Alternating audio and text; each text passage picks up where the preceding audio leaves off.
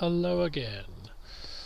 It is a glorious spring day out there today. We've got hummingbirds visiting our little twinberry bushes. We've got frogs in our little creek. Lots of songbirds that love to wake us up in the morning. It is a beautiful day. So today's footage, finally getting back to some progress on the spare room trailer.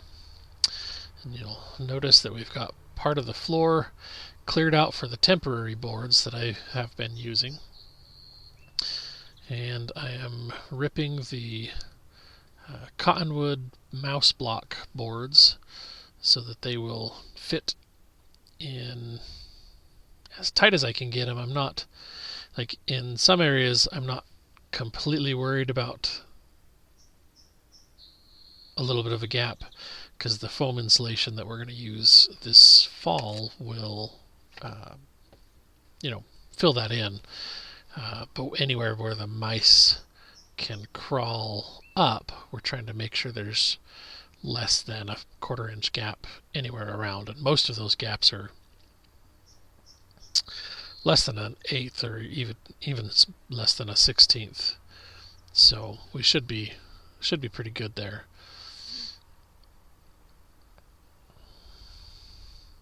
At the moment, I had to go find some oil for the nail gun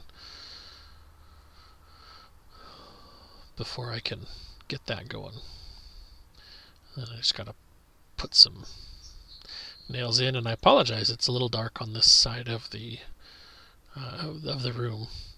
The daylight is so bright that I don't need a light, so I feel wasteful turning on a light. But the windows is one of the things that we have been discussing quite heavily. So I'm just putting some extra nails in to double check and make sure the floor joists are attached to the pressure treated board that's sitting on the frame there. And on some of them, just using a pry bar to make sure things are in place, and then pounding them down so you can see that light that was creeping up there once I get these in place is gone. So they're all getting quite a nice tight fit. I actually ended up deciding not to worry about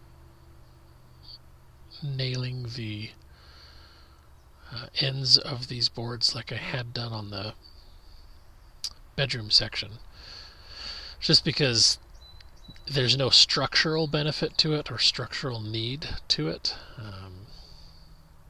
My one regret about doing this the way that I did is that since this is the lumber that I had available, I was using it. But these were all actually 12-foot long boards, so they worked perfectly for what I needed, but I could have used them for some of the other areas, and I'll just have to mill another log. But that's okay. I also learned that crawling around on my knees all the time like this is a great way to get a blister, so we ended up trying out a pair of knee pads before I was done, but I don't know if I'm just not wearing them correctly or they were the wrong size or what, but they actually created more of a problem. Because the blister was already there, that made it painful for that, but then the straps around the back of my knees actually created a really bad chafing rash, which I thought was kind of odd. So I don't know if I loosen them at all, then they just slide around and I'm fighting with them all the time. So it's kind of definitely a hateful relationship at the moment with them. Now, I should probably say, since you'll notice there's no riving knife, there's no safety guard, that this is not how you should use a table saw. However, I do have all 10 fingers, and I plan to end my life that way. But safety guards, in my opinion,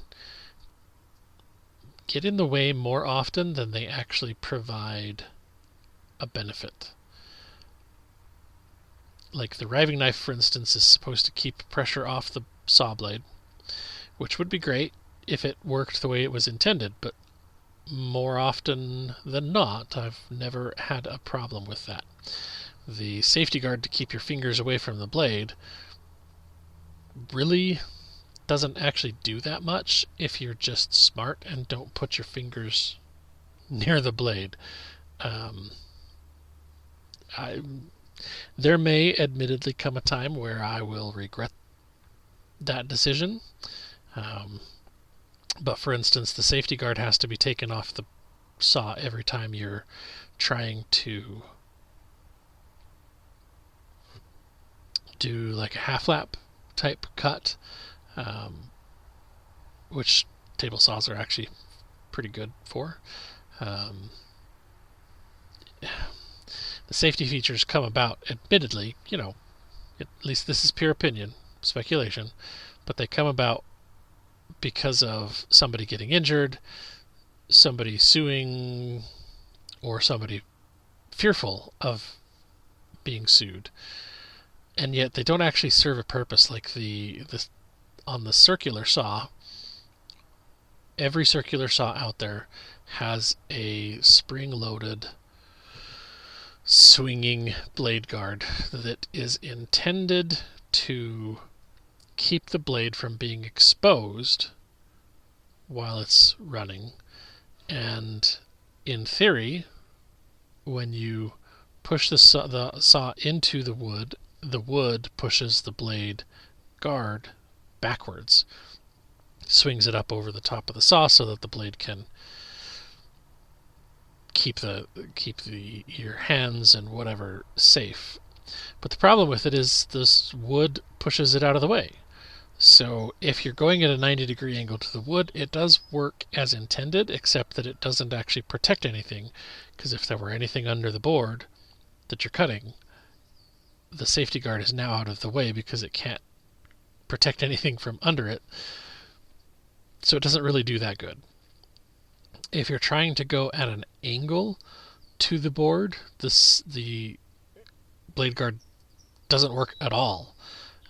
Every time I've gone at an angle, I find I have to lift the guard out of the way, get the cut started, then I can let go and properly hold the saw, which is actually a safety issue in and of itself, because to be able to start the saw cut, I have to hold the blade guard, not the saw. So one of my hands is now holding the guard out of the way so I can start the cut instead of both hands holding the saw like I should. So I haven't bothered to take the blade guard off of a circular saw yet, mostly because it's not really an easy thing to do, and I just haven't bothered to try and figure out how. But for the table saw, I have never had a table saw where the safety guard stays in place more than the first cut.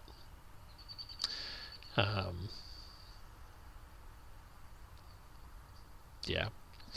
I do use push sticks when I have to get my fingers near the saw, but like right now I'm cutting 14 and 13 7-inch pieces and my fingers aren't getting near the blade, so take it for what it's worth. This is not a, how to do things. This is not that I'm telling you that you should do things, but this is just how I do things and how I have always done things, and it's kind of crazy to see. I don't know, I'm probably a little bit jaded at the moment simply because I'm super frustrated with the way the Second Amendment fight in this country is going, because our wonderful, illustrious government wants us to think that firearms are a bad thing, when it's people misusing them that's a bad thing. And like there was a very good point made in in a video I was watching where they were comparing the fact that there was a horrific car wreck that killed 2 kids who were in a building having a birthday party with their family and friends. It injured like 9 other people. And yet the lawmakers aren't pushing towards taking cars away from people or alcohol away from people because the car is not the problem. And yet they hypocritically try and take firearms away from people because they think that firearms is a problem.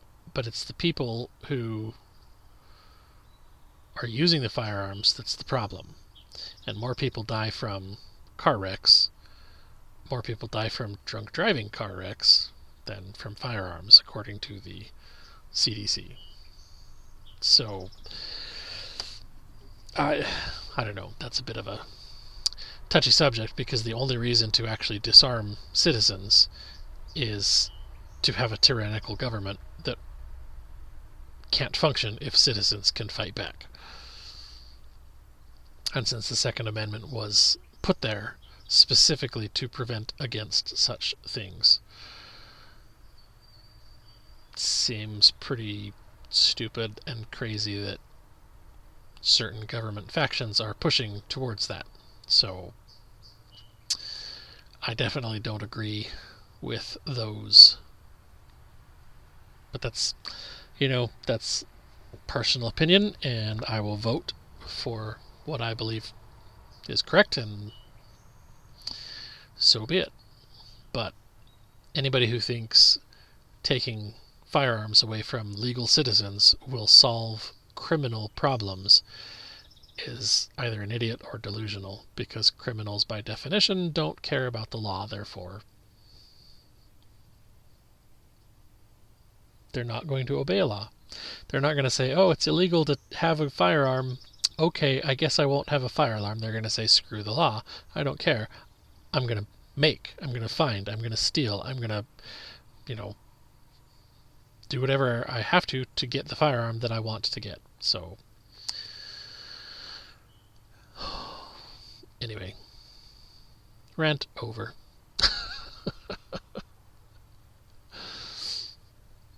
Now what I'm doing now, you can see I've got the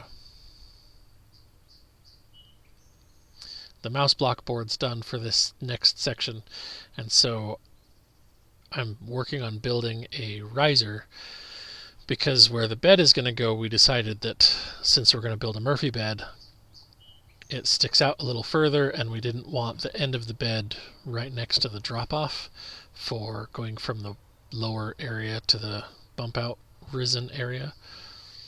So I'm building like a 21-inch extension of that, and the goal is to build it out just far enough that I can still fit a desk between the post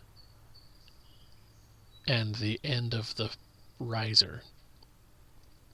But then the riser can be there so that if we want to put a bench or a blanket chest or a cedar chest, things along those lines, then we can still have that there and have enough room to step up and walk around safely and not have to worry about where that step is.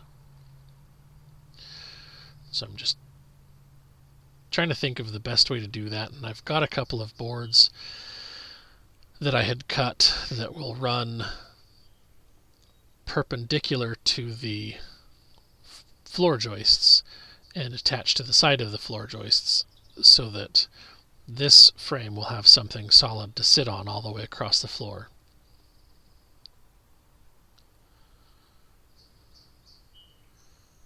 And for those that were particularly attentive, yes, I did screw up at first, and now I have to take it apart.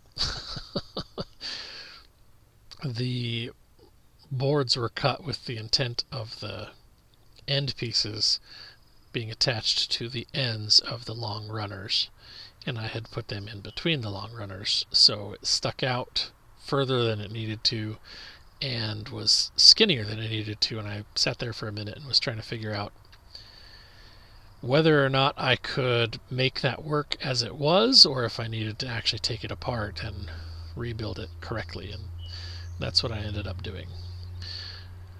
Then comes the challenge that the board is 6 inches tall, and so you have to account for the angle of the, I believe it's the hypotenuse of the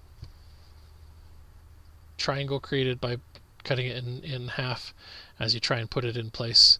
So I'm taking one end off and then trimming the boards, and that's where the battery died. But we actually were able to go finish up at the friend's house up in Bellevue and get another load of river rock from their backyard.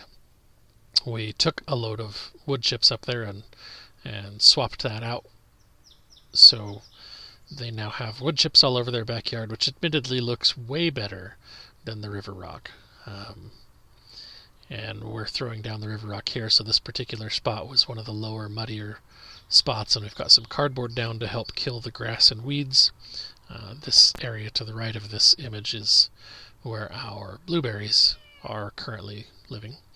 And then we added a bunch more of that river rock up here at the top, so now we have a stone path from behind our little pavilion over in front to get into the spare room, and we actually put several inches, quite a few inches, to raise that up so that it's an easier step to get in and out. It's not quite as high, and we can now walk pretty much all the way around this area without having to step in mud. We're going to put some wood chips down on top of this so that they will break down into a nice dirt soil, and then we'll put some grass seed in that. But I think we'll call that good for today. Sorry about the rant. But stay safe. God bless you and yours, and thank you for your time today.